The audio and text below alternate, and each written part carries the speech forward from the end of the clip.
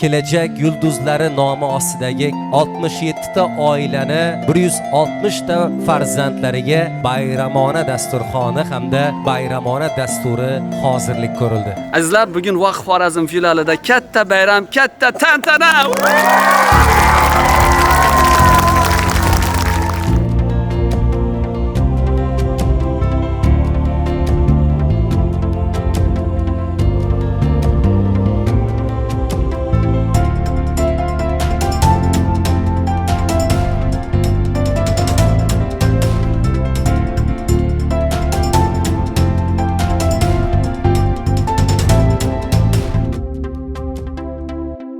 Payg'ambar alayhissalatu vassalom hadislarida, rivoyatlarda keladiki, Rasululloh sallallohu alayhi vasallam eng birinchi bo'lib jannatga kiradigan zot. Hamma payg'ambarlar ichida ertaga qiyomat kunida eng birinchi bo'lib jannatga kim kiradi desa, Rasululloh sallallohu alayhi vasallam kiradi deyiladi rivoyatlarda. Undan ham oldin bir ayol kirishlikka harakat qilar ekan. Payg'ambardan ham oldinroq jannatga kirish uchun harakat qilar ekan bir ayol. Rasululloh so'raydi: "Ey Jabroil, bu ayol kim?"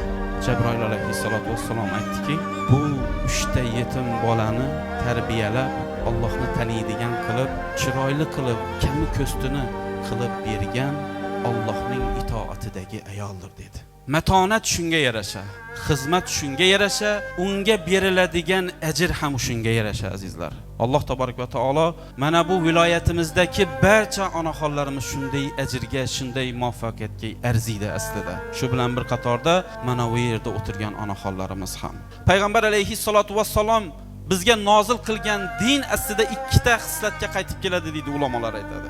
U nima desa, Allohni ulug'lashlikka va uning mavjudotlarini, uni yaratgan insonlariga mehribon bo'lishlikka, ularning qalbiga xursandchilik ulashishlikka qaytib keladi.